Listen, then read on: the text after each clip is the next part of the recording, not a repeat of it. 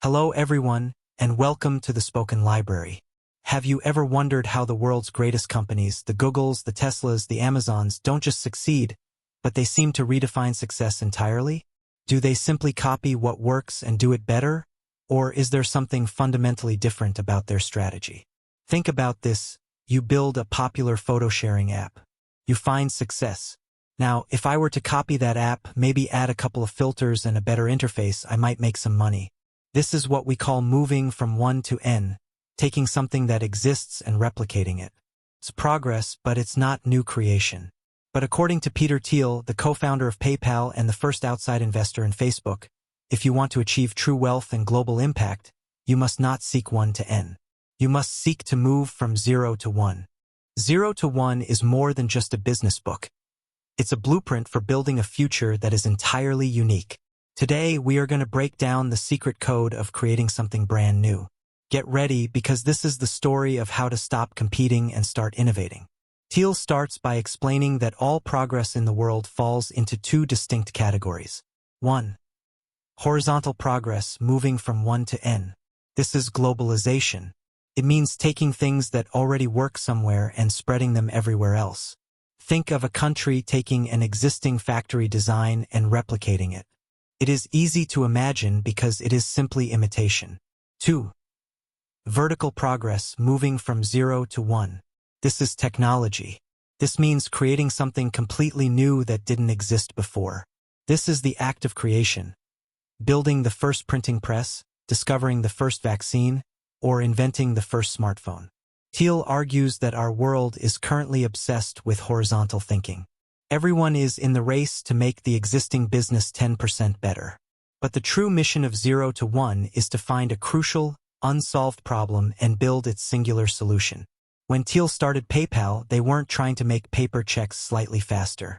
They were solving the problem of emailing money, a concept that felt absurd at the time. That was a definitive 0 to 1 moment. Remember this rule. If your idea sounds like a mildly better version of an already successful business, you're in the 1 to N race. If your idea sounds slightly ridiculous, even impossible, you might be standing at the starting line of 0 to 1. This is the most provocative and perhaps the most powerful concept in the entire book. When we hear the word monopoly, we often view it as a negative. But Thiel flips the script.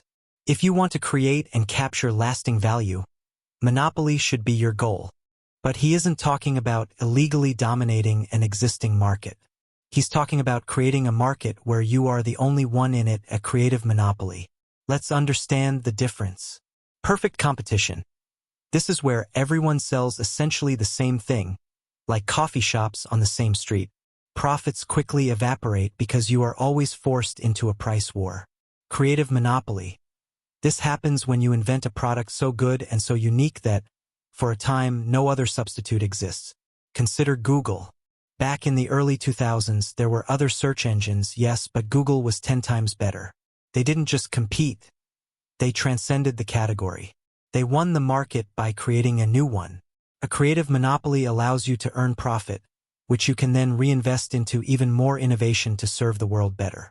The 4 pillars of monopoly. Thiel lays out 4 fundamental characteristics that every truly great 0 to 1 company must possess to achieve durability. Proprietary technology. Your technology must be 10 times better than the nearest substitute. If it's only 2 or 3 times better, people will just stick with what they know, or a competitor will easily catch up. Network effects. Your product becomes inherently more valuable as more people use it. Think of social media or marketplaces. The 10th user benefits the first 9, and vice versa. Economies of scale. As your company grows bigger, your fixed costs should be spread out, making your marginal cost near 0. Software is the perfect example. Once built, scaling it up costs next to nothing. Branding.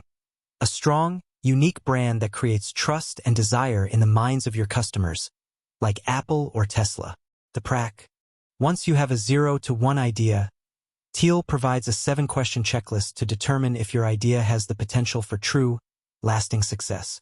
You need to be able to answer yes to all 7. 1. The engineering question. The question: can you create breakthrough technology instead of incremental improvements? Remember, it must be 10x better, not just slightly better. 2. The timing question. The question, is now the right time to start your particular business? Starting too early means the world isn't ready. Starting too late means you'll face too much competition. 3. The monopoly question. The question, are you starting with a large share of a small market? Don't go after a massive market where you'll be a tiny player. Be the undisputed leader in a niche first. 4. The people question. The question, do you have the right team? Are your founders and employees working together as one cohesive, unique unit? Thiel says a great team is defined by their alignment and singularity of purpose, not just their skills. 5. The distribution question, the most underrated. The question, do you have a great way to not just build, but to deliver your product? This is the fatal error of many startups. They believe if we build it, they will come.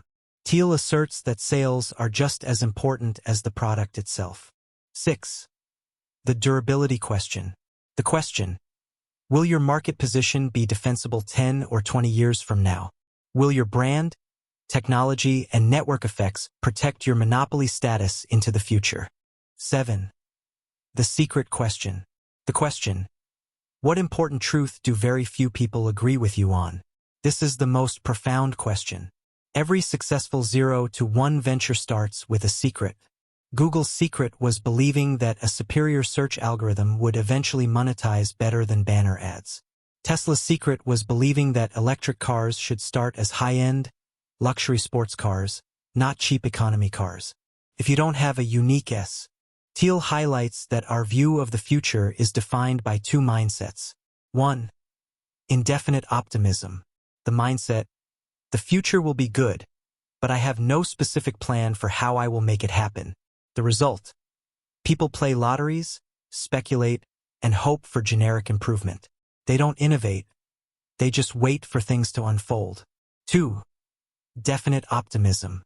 The mindset, we will make the future better, and we have a concrete plan to execute that vision. The result, this was the mindset of the mid-20th century engineers who planned out the Apollo missions.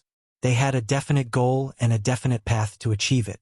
Thiel urges us to return to definite optimism. You must decide exactly what you want to change in the next decade and then execute a clear, precise strategy to get there. The final conclusion here, don't just hope for the future. Design it. So, this journey through 0 to 1 teaches us that success isn't just about making money.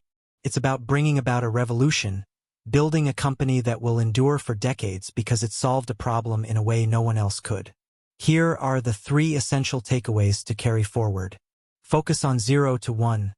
Find problems that no one has solved and solve them 10 times better. Step out of the race to copy. Think monopoly. Define your market so specifically that you have no true competitors. This allows you to generate the profit necessary to continue innovating. Find your secret. Always ask, what vital truth do I believe that almost nobody else does? That secret is your blueprint for a 0 to 1 breakthrough. Now, I challenge you to sit down and reflect. What 0 to 1 move are you going to make in your life or career? Will you continue to do what everyone else is doing, competing fiercely for crumbs? Or will you hunt down that one great idea that is capable of changing the world? Remember, the future is not just something that happens to us. It is something we must create. If this summary has sparked a new idea in your mind, hit that like button, subscribe for more content, and tell me in the comments, what is your 0 to 1 idea? From the Spoken Library, keep thinking and keep changing the world.